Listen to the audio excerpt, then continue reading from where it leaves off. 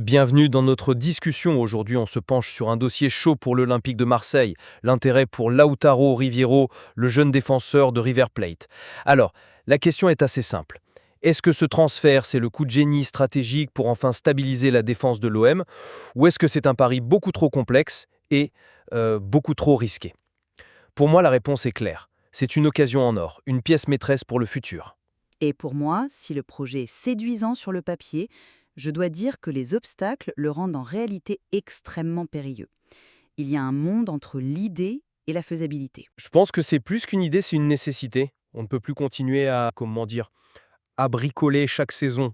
L'OM a besoin d'une vision à long terme pour sa défense centrale, surtout, on le sait, avec l'incertitude qui plane autour de Balerdi.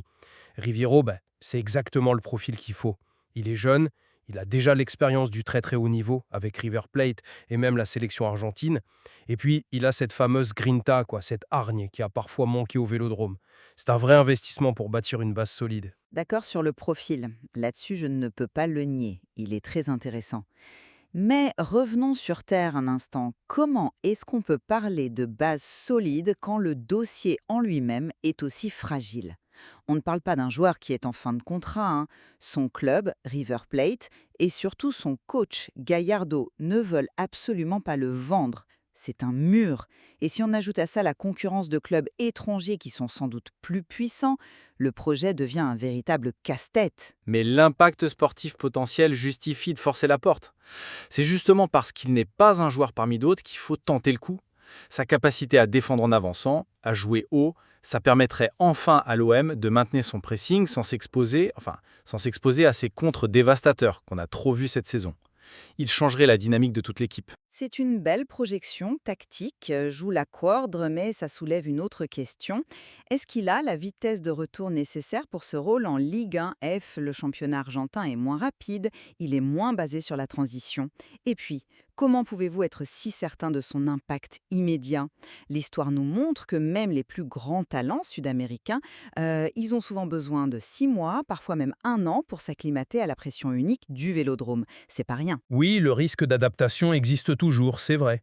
Mais là, il y a une fenêtre d'opportunité. Une place est en train de se libérer. Un cycle se termine. C'est maintenant qu'il faut agir.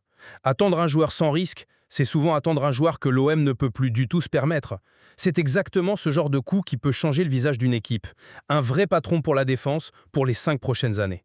On ne peut pas laisser passer ça par peur. Je ne parle pas de peur, je parle de pragmatisme. Un investissement de cette taille ne veut pas se permettre un échec. Et cette fenêtre d'opportunité, eh bien, elle dépend de facteurs que l'OM ne maîtrise absolument pas. Le transfert exige je cite, savant équilibre entre calcul sportif et stratégie politique. Alors franchement, face à la position inflexible de River Plate, est-ce que l'OM a vraiment les cartes en main pour réussir ce tour de force?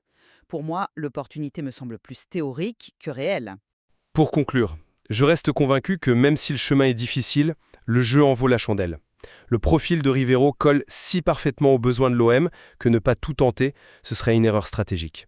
C'est un risque, oui, mais un risque calculé pour bâtir sur la durée. Et je terminerai en disant que si l'idée est belle, les risques sont immenses.